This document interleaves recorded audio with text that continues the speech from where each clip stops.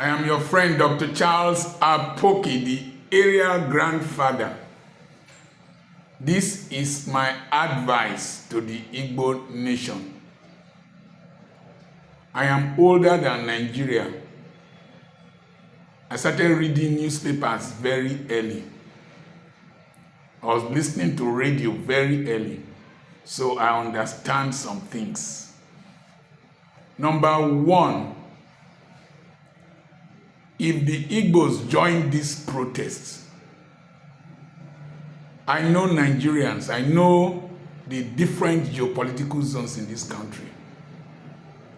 When the chips are down, somebody who has invested so much of his time and his resources into becoming president will not just run away or abandon his pursuit with ease. Number two, they don't have the mental capacity to organize this country. You could see during the Chatham House discussion, question and answer time, somebody who was delegating questions to El-Rufai, to people willingly still went and elected him. Assuming you want to employ somebody and you are doing interview and he's delegating the questions to his friends, will you employ him? And if you employed him, contrary to the counsel of those who know, and then you're having challenges, do you want those who counseled you to come and join you to sort your mess? No.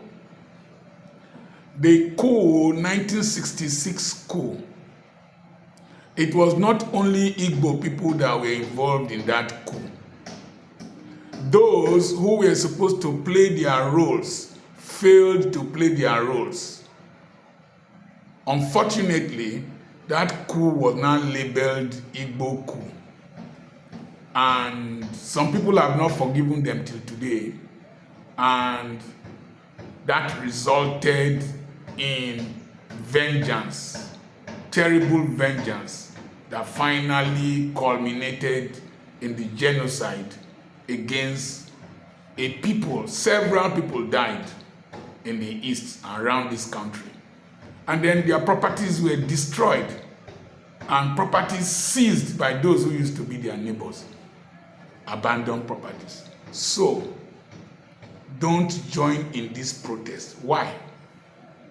When economic situations like this start to happen and the people are clueless, what they turn to is tyranny.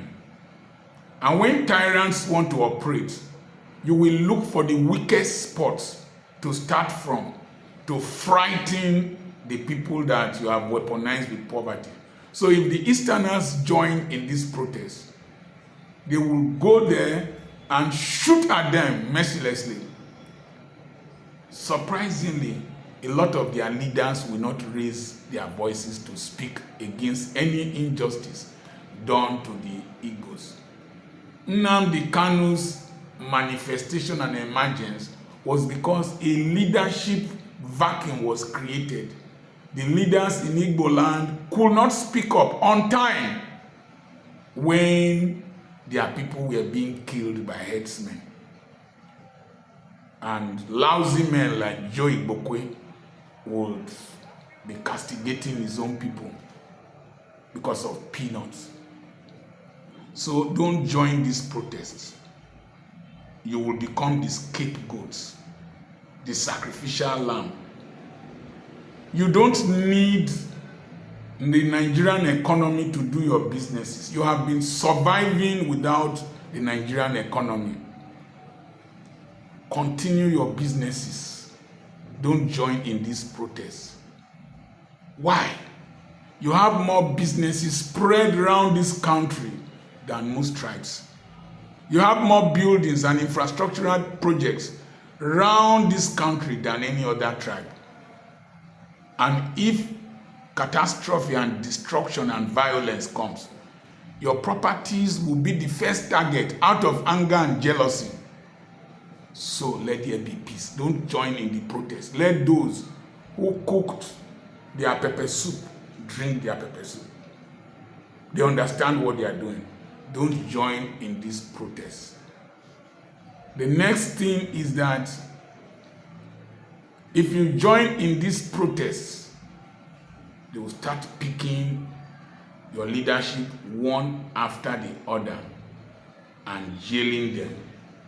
Kanu one call, Nnamdi Kanu in prison is enough. We don't want others to go and join him. Let me tell you one thing they might do. They might hurriedly release Nnamdi Kanu to appease the East, but don't protest. If you don't protest, that will be the easiest way for presidential pardon. Because I know politicians, he will appease you by releasing Nnamdi Kanu and say he is your friend. The next thing is that when tyranny starts, when the anger of tyranny comes forcefully, they might spare their people because they want second term. They might not spare you. Please, if you see a child holding a snail in his hand and you ask that child, what killed your grandfather? If he says snail. What killed your father? He says snail. What are you holding in your hand? He says snail. That child is not wise. You have suffered enough victimization in this country.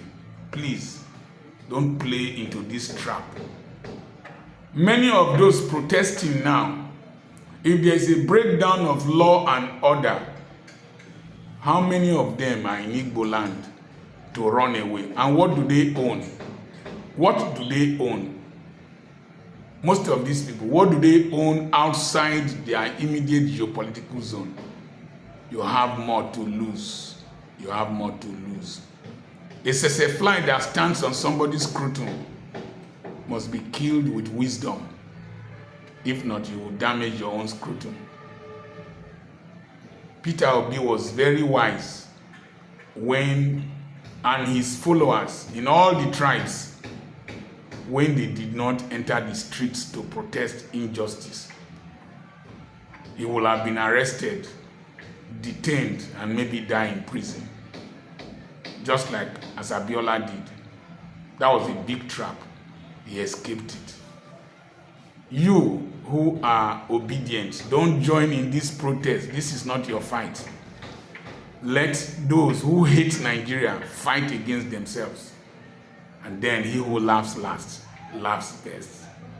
Dr. Okay, I'm the area grandfather. God bless you. Take this seriously. I hardly talk and it doesn't come to pass. God bless you. I have an online seminar coming up on the 9th of March, 7 p.m. Nigerian time. Is on real estate. Send a number to send a message to +234 7052136763, and I will send you the flyer on how to register. It's 10,000 naira for registration. I'm looking forward to seeing you and sharing the secrets of building and developing real estate. God bless you.